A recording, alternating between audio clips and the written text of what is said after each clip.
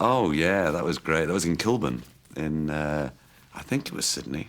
I'm not sure now. But the house underneath had, because most of the houses were on stills, you know, because the air used to go underneath. There's no air conditioning in those days. So the air would go underneath and warm and cool the house down, you know. So downstairs was always a laundry and things. So you'd go down, and underneath we had these 4 or 5 rooms that were built there before when we rented this house. So we'd build these cardboard boxes, and we'd cut like a square in it like that, like a TV screen, and break off the end of binoculars, the small ends, break them off, stick them into the box, and if you look through that, you see a perfect TV. You know, and it looks like, oh, this looks just like a telly, you know. And then Barry would sit there and read the news, and I go, and I'm the only one who's having fun here, because I'm looking through the box. And then Robin would take his turn and go, oh, yeah, it's just like telly. Of course, we never could transmit. Well, what happened is we always looked for some really cool name. And I remember the first, because skiffle was the big music that was in at the time in England. And there's a man called Lonnie Donegan and Johnny Duncan, I should say, who had these hits of sort of skiffle, like washboard, you know, banjo guitars and very exciting music. And it was sort of blues but country at the same time. And it was great stuff.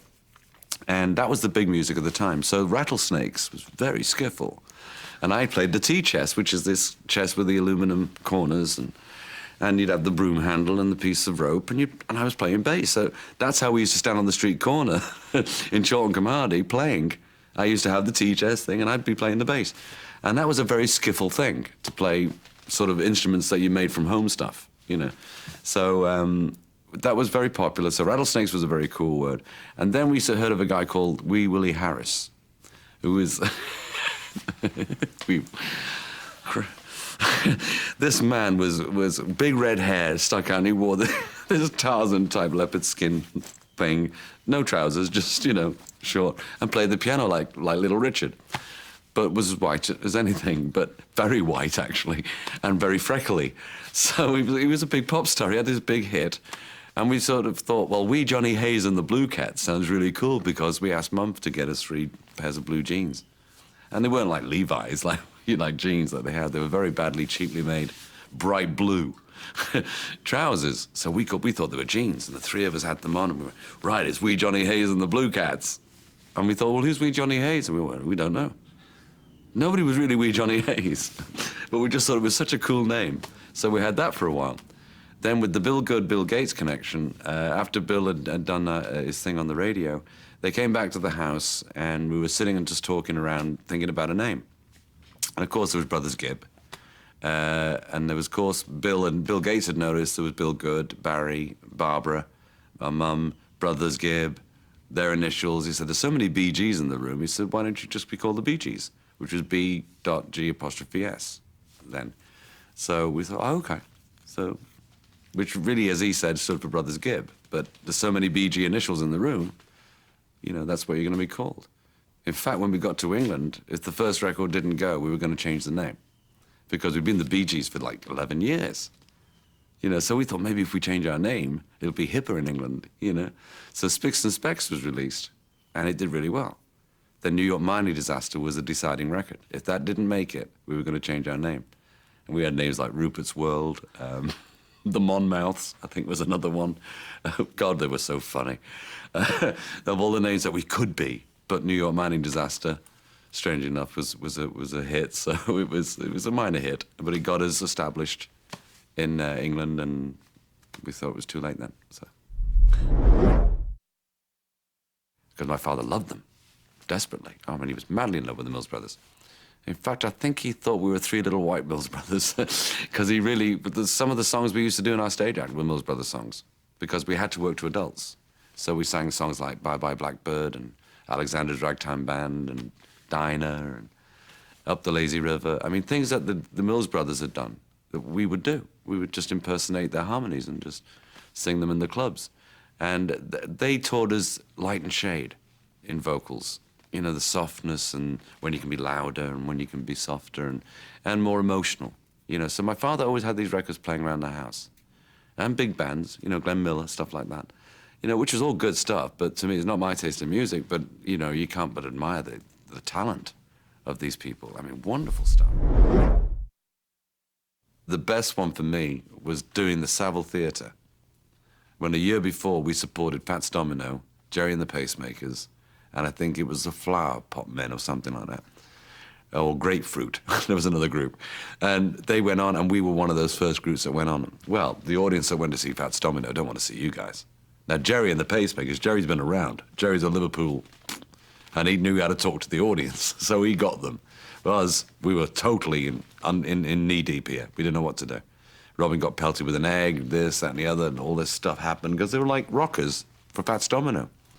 So the nicest moment for me was doing our show a year from that day in the same theatre, and it was our show. And Paul McCartney and Brian and Lulu again and a few other people, my mum and everybody were in the box watching the show. And I went for dinner with Paul and Jane Asher after the show into this club, and that was my night. I was like in heaven. It's way out in Herraville, but it's an old chateau. Now, chateau sounds absolutely gorgeous, doesn't it? Beautiful building, big type steeples, great grounds and gardens and ponds and fountains. No, it's nothing like that. It was a half-built castle type place with these turrets that were falling apart, no central heating, nothing. And it was a dump. The studio was cool, it had a ghost in it, everything. So we go there to make our new album. That's the reason. Once again, this is all for tax reasons that were going on in those days. And we went to France, and this is the studio we picked to go. So we recorded, we'd already had sort of Staying Alive in mind. We already had that song sort of going because we played it in Bermuda to Robert. And he said you should change it to Saturday night. We said no. And so we finished that in Herraville. We got the idea to put that down, and also How Deep Is Your Love. The first one we actually did, I think, was If I Can't Have You, I think. And we wrote it on the stairs inside the, once again, Echo. It was great, this pool room they had, but it was on a high turret type of spiral staircase. Three of us sat on that staircase and wrote If I Can't Have You for ABBA, actually, within mind.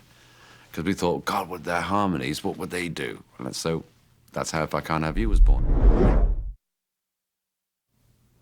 Barry's a very compassionate person. He's a very loving person, very protective. And that shows in his writing as well, his compassion and his... Sometimes he can be a little extrovert, but more than anything, he totally believes in what he's doing. Totally believes in the song, totally believes in the show, totally believes in whatever he does. If he can't do it right, he doesn't want to do it. We're all mad perfectionists. Robin is quietly... he's a genius. I mean, Robin is incredible. They don't make people like Robin anymore. Robin, once again, is not a person who would say, oh, I love my brothers, or I'm group hug, you know, none of that stuff. He's saying, oh, that's it, isn't it? He just thinks everything's as it is, you know, and he takes everything as he sees it. But he's not stupid either. He's very much into the business. He knows, I mean, he can talk to you about any record that went to #1 in 1969 in August. What was the flip side? Who produced it? What number did it go to, or when did it enter at? He could tell you all this stuff about music that you wouldn't believe. He's one great big book of knowledge.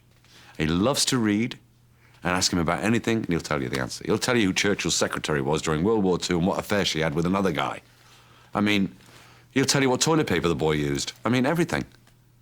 Amazing source of knowledge.